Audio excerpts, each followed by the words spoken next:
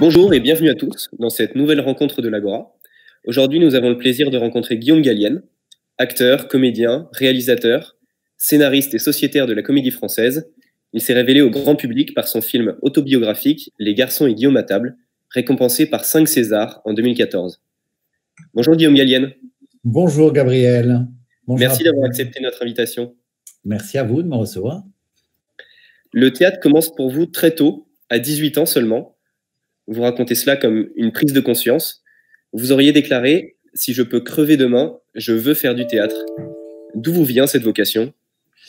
Non, en fait, j'ai déclaré ça, c'est parce que en fait, j'ai formulé mon envie de faire du théâtre. Je me le suis dit, j'ai eu le courage de me le dire quand j'avais en effet 18 ans, oui, le jour de la mort de ma cousine. J'ai perdu ma cousine, Alicia Gallienne, la poétesse, qui est maintenant publiée d'ailleurs depuis février dernier chez Gallimard, qui est décédée à l'âge de 20 ans, la veille de Noël 1990. Et en effet, au moment où j'ai appris sa mort, je me suis dit, mais en gros, on n'a qu'une vie, il faut y aller, et il faut mener ses rêves, et il faut avoir le courage de ses rêves. Et donc, moi, en fait, j'ai envie d'être comédien, j'ai envie de faire du théâtre. Voilà. Vous avez choisi de faire le conservatoire, le cours Florent, et même sa classe libre. Et donc, ce sont des études assez prestigieuses dans le domaine du théâtre. Il y a des gens qui disent qu'il n'y a pas d'école pour devenir comédien ou acteur. Vous en pensez quoi? Comme tout métier, ça peut s'apprendre en le pratiquant. Ça dépend de la manière dont vous envisagez le métier. Qu'on apprenne le métier en allant d'un tournage à l'autre, ça, c'est possible. Bon, d'abord, il y en a quand même très peu qui durent. Ce genre-là, qui apprennent juste sur le tas, en fait. Il y en a peu. Je veux dire, Depardieu a pris des cours. Enfin, il y en a plein où il y a une légende comme quoi ils ont été pris par des castings sauvages. Non, il n'y en a pas beaucoup. Ensuite, pour le théâtre, c'est plus dur parce que le théâtre demande quand même une technique, ne serait-ce que celle de la projection de la voix, du placement vocal, mais aussi même de la gestuelle, de savoir bouger sur un plateau. Il y a des gens qui l'ont d'office, qui ont cette grâce-là. Par exemple, Belmondo avait une grâce physique très jeune. L'avantage des écoles, c'est que vous rencontrez quand même, vous vous confrontez quand même à d'autres gens qui ont les mêmes ambitions que vous, ou bien alors pas exactement les mêmes, justement. Vous vous apercevez qu'il faut tout pour faire un monde, et que il y en a, les motivations ne sont pas forcément les mêmes. Voilà. Et c'est intéressant de se confronter à ça. Les moyens pour y arriver ne sont pas les mêmes, en tout cas ceux employés. Il y en a qui courent les castings, d'autres qui sont trop timides, d'autres qui se disent c'est pas le moment, d'autres qui veulent absolument percer tout de suite. C'est vrai que la grande particularité du théâtre, c'est que c'est un des seuls métiers où quelqu'un s'inscrit à une école de théâtre, sort de l'inscription, il n'a pas pris un seul cours, et on lui dit « Que fais-tu dans la vie ?» Il dit « Je suis comédien ». Il ne dit pas « Je suis apprenti comédien », il dit « Je suis comédien ». Voilà. Parfois, les cours, ce n'est pas seulement ce que ça vous apprend visiblement ou techniquement, c'est surtout comment ça vous fait grandir, évoluer, comment ça vous fait mieux vous connaître. Moi, je sais qu'au départ, j'ai fait du théâtre pour surtout ne pas être moi-même, parce que je n'arrivais pas à être moi-même, que ça me faisait souffrir, et que j'avais très envie d'être quelqu'un d'autre. Et assez vite, je me suis rendu compte qu'au contraire, le théâtre me permettait d'être moi-même, et que c'était justement comme ça que j'arrivais à être moi-même, c'était par le théâtre. Mais donc, je l'ai compris, ça a été un glissement salvateur et très bénéfique, mais au départ, la pulsion de départ n'était pas du tout celle-là. Elle était à l'opposé. Donc, c'est ce genre d'enrichissement-là que les écoles permettent et que le métier permet moins, parce que le métier est plus exigeant. Le métier a besoin d'un résultat, a besoin d'un rendement. L'école est quand même le dernier endroit où on a le droit de se planter, où on a le droit d'essayer, où on a le droit de se tromper, d'échouer, de faire de la merde, mais au moins on a proposé, au moins on l'a tenté, au moins on l'a.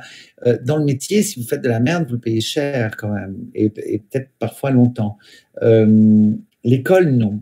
Je me souviens de cette intervention de Coluche dans La Cuisse, qui est clown et qui dit à son père, joué par Louis de Funès, que pour faire rire les gens, il faut avoir envie de les faire rire. Comment on fait pour jouer quand on n'en a pas envie ou que notre humeur ne s'y prête pas du tout? Une fois qu'on accepte un rôle, une fois qu'on accepte une aventure théâtrale, parce qu'au-delà du rôle, enfin moi ce qui m'intéresse c'est quand même la pièce et surtout l'aventure théâtrale. Donc c'est quand même qui est le metteur en scène, quel univers, dans quoi je vais plonger. J'emploie exprès ce verbe. Vous plongez dans un travail. Les répétitions sont à peu près de 8 à 10 semaines, selon le metteur en scène, selon les besoins, selon la longueur de la pièce ou la difficulté. Bon. Très souvent, la question qui revient, c'est comment faites-vous pour apprendre tout ce texte? C'est une question qui nous fatigue un peu parce que notre travail est très loin de juste une question de mémorisation. C'est un peu comme si vous demandiez à Marie-Jo Pérec comment elle fait pour courir si vite. Bon, bah, elle met un pied devant l'autre, oui, d'accord. Enfin, non, c'est un autre travail. Il se trouve que le travail est tel, le travail avec les partenaires, mais surtout avec le metteur en scène, mais aussi avec les partenaires, avec le texte, avec tout un univers de choses pour finalement arriver à 10 jours de la première, les costumes arrivent, là, comment on bouge dans les costumes, comment ils ont été faits sur mesure en général, comment on se sent, comment tout d'un coup on s'aperçoit que ça va pas, comment on a avec le décor, avec les lumières, avec tout.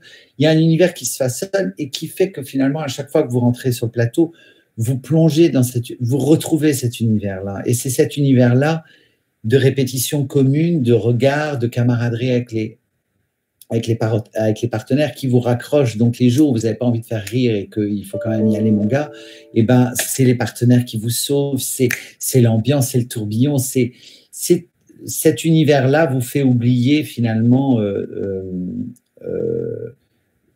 reste.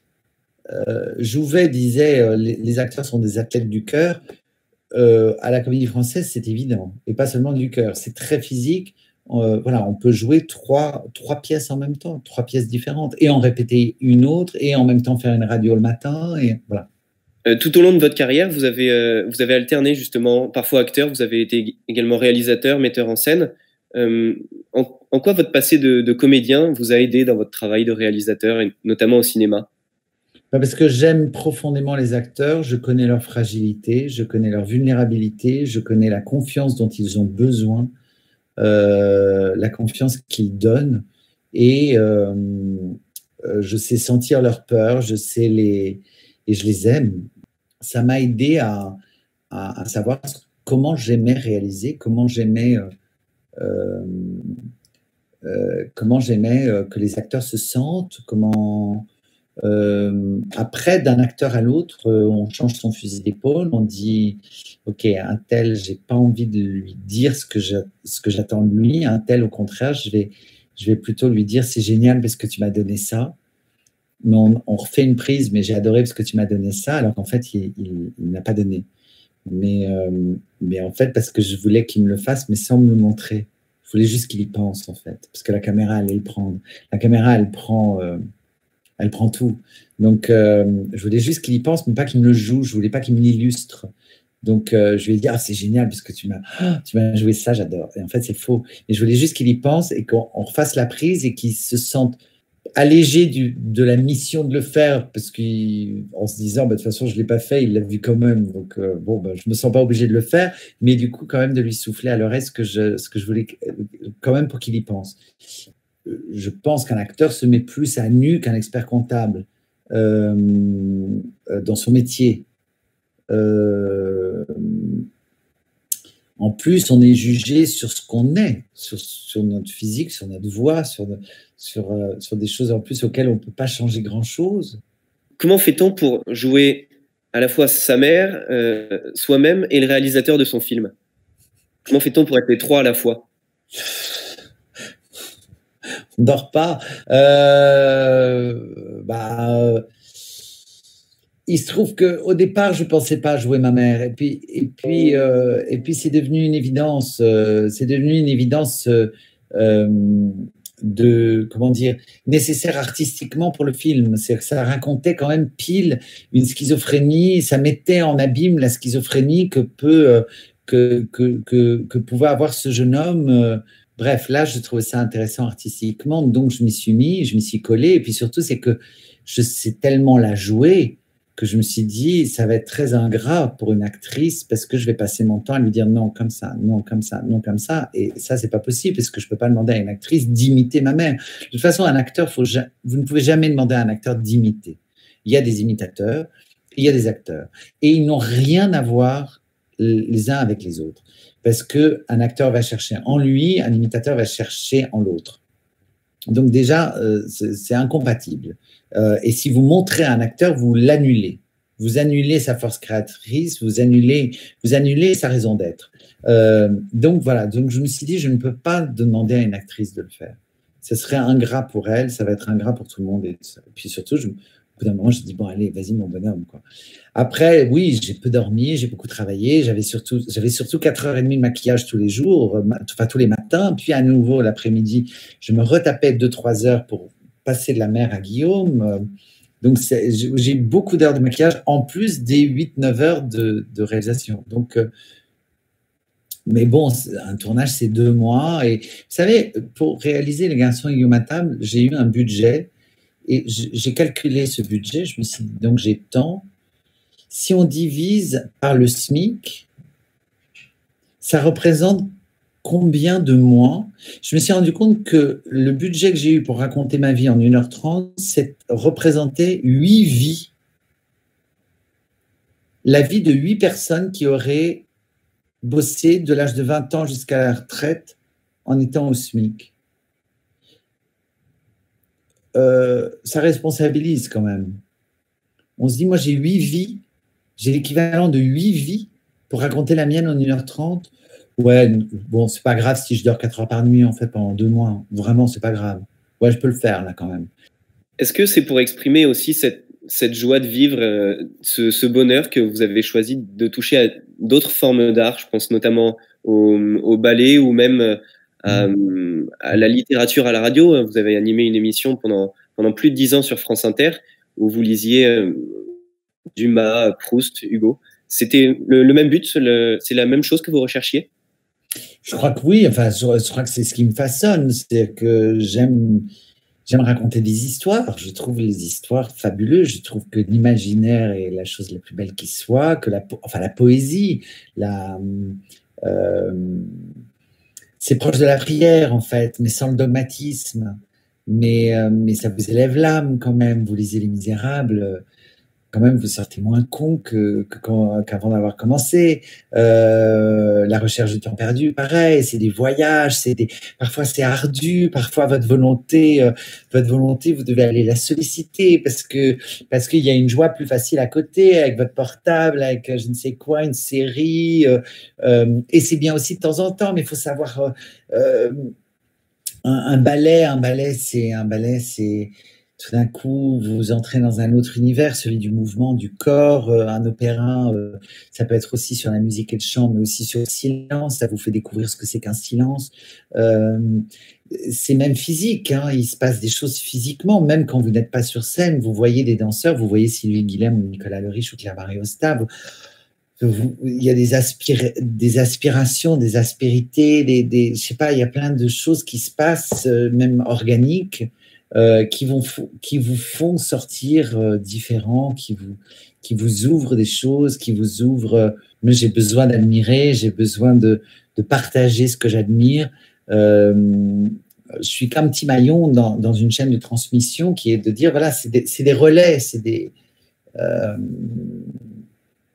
et encore une fois, c'est au service de ça. Vous avez joué des personnages qui sont très différents. Vous avez même prêté votre voix à Max le chien. Est-ce que vous avez l'impression d'avoir gardé quelques petits traits de personnalité, quelques petites choses sur le long terme de tous ces personnages? Ah ben, on est la somme de tout, hein. chaque rôle qu'on joue, c'est pour ça que c'est très important le choix. Hein, quand on dit oui, c'est pas seulement sur le présent, c'est pas seulement sur l'avenir proche. Ça va vous composer, ça va vous constituer. Vous allez le trimballer.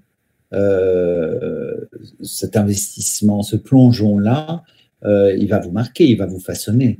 Bien sûr. Moi, je sais que cet été, je me suis réveillée un matin à propos d'un partenaire dans un film il y a des années où j'ai dit mais en fait c'est un gros connard quand même ce mec, et je l'ai pas revu, je m'en fous en plus, mais tout d'un coup ce que j'avais encaissé pendant le tournage de trucs pas cool, sur le moment j'avais fait oh c'est pas cool mais c'est pas grave, et des années plus tard je me réveille un matin en me disant mais quel coup, et voilà.